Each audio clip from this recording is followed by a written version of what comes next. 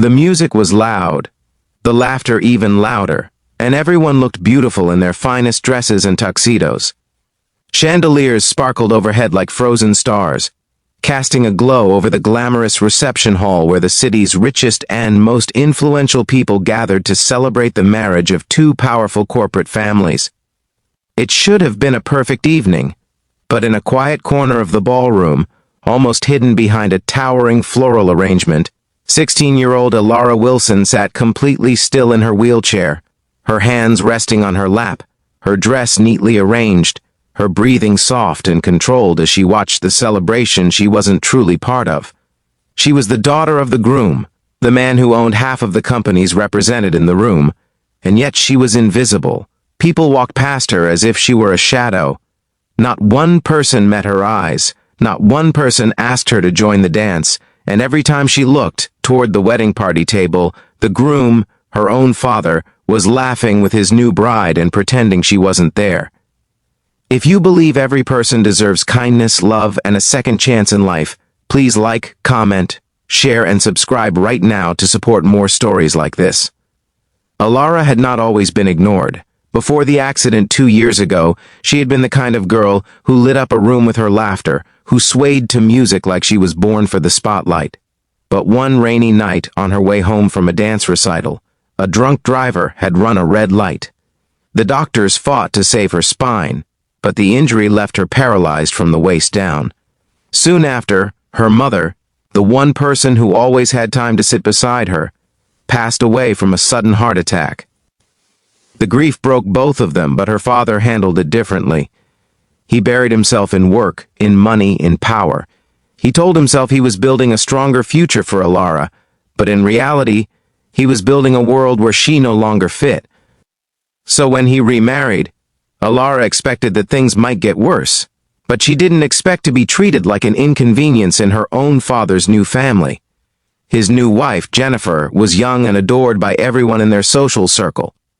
She had a daughter, too, a beautiful girl named Chloe, who was just 1 year older than Alara and obsessed with perfection and popularity.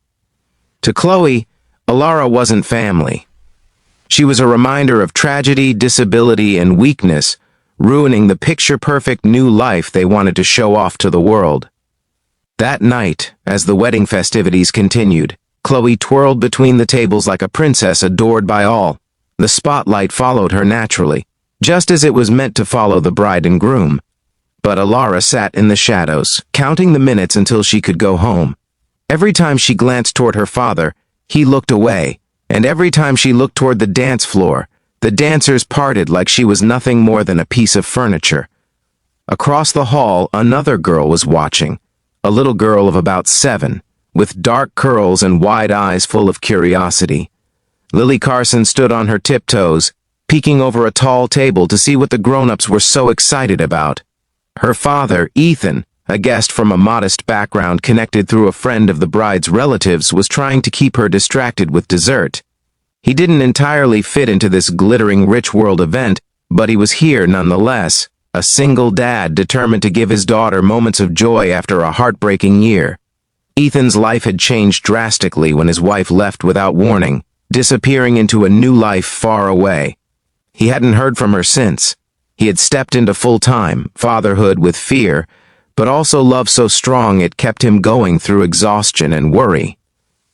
He worked as a freelance architect, talented, but always hustling for the next project just to make ends meet. Tonight, he wore his only suit, one he hadn't used since his own wedding, and tried to look like he belonged. That was when Lily tugged on his sleeve and pointed to the lonely girl in the wheelchair. She didn't know Alara's story, but children are more intuitive than adults. Lily could sense sadness, isolation, and the heaviness in Alara's quiet eyes. Ethan followed his daughter's gaze and noticed what no one else seemed to see, a girl drowning in silence in the middle of a celebration. Something inside him stirred, the kind of feeling one gets when witnessing heartbreak in pure form. While the rich and powerful around him boasted about success and status, he saw what truly mattered. Without hesitation, Lily grabbed a slice of cake with her tiny hands and rushed toward Alara, her father quickly following behind.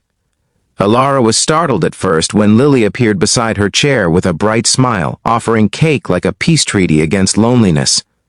She didn't know what to say, but Lily didn't need words. She giggled, talking about how pretty Alara looked, how shiny her wheelchair rims were, and how amazing the chandelier was.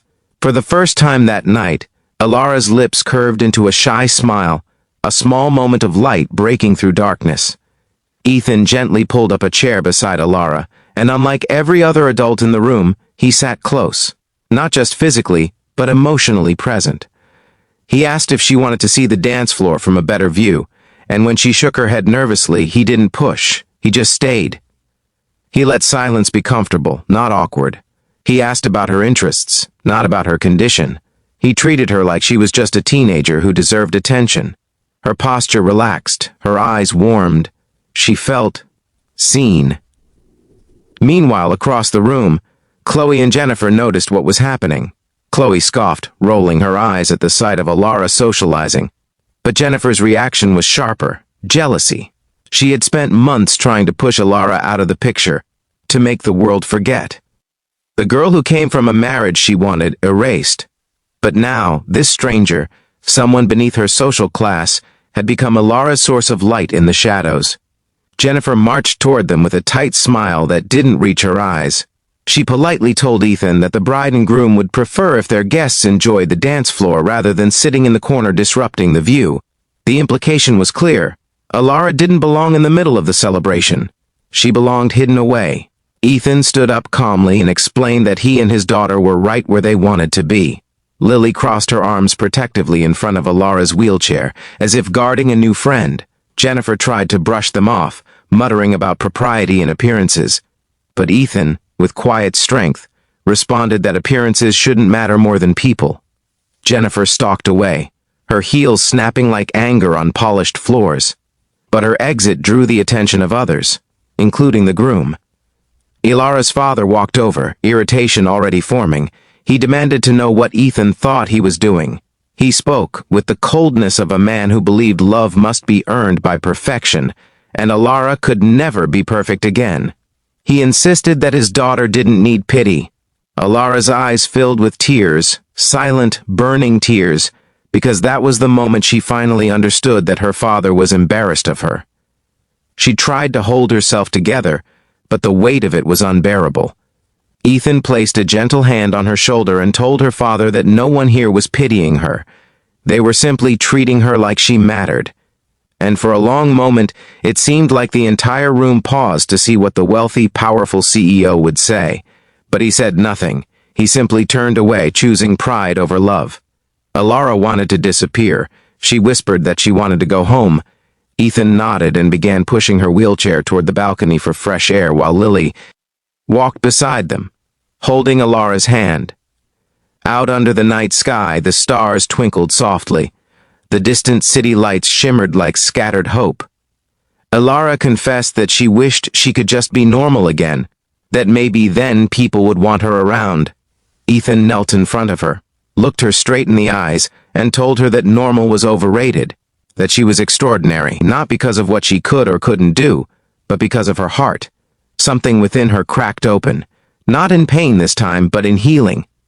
Lily, smiling without a clue of the emotional weight around her, asked if Alara wanted to dance. Alara blinked in surprise.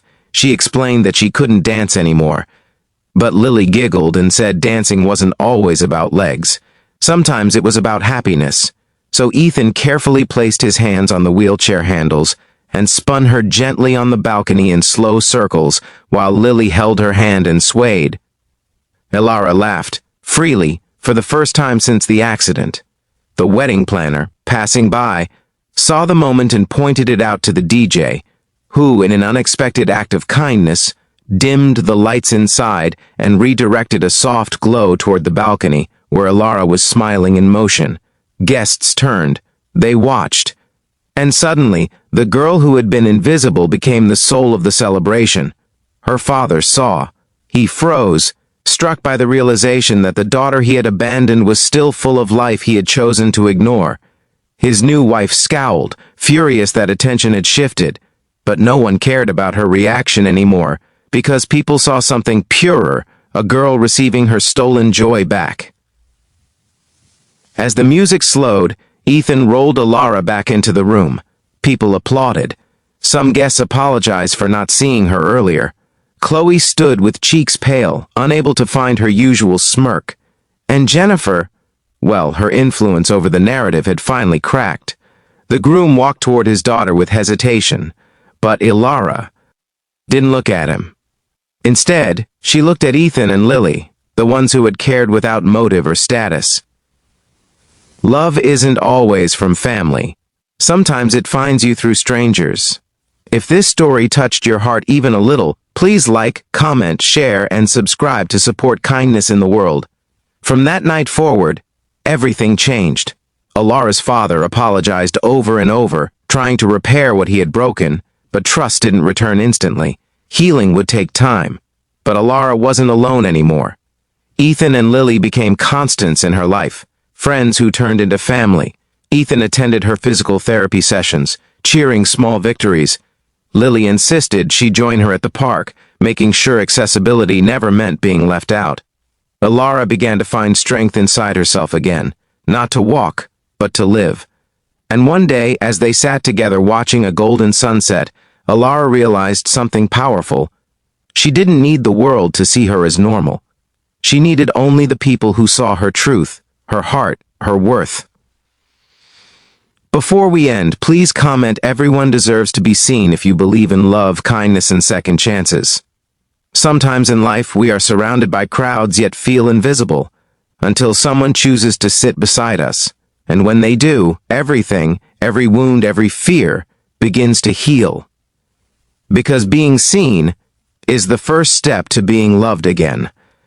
I hope this story brought emotion and inspiration to your heart. If you'd like, I can also create the YouTube search engine optimization description, keywords, and hashtags for this story. Just let me know.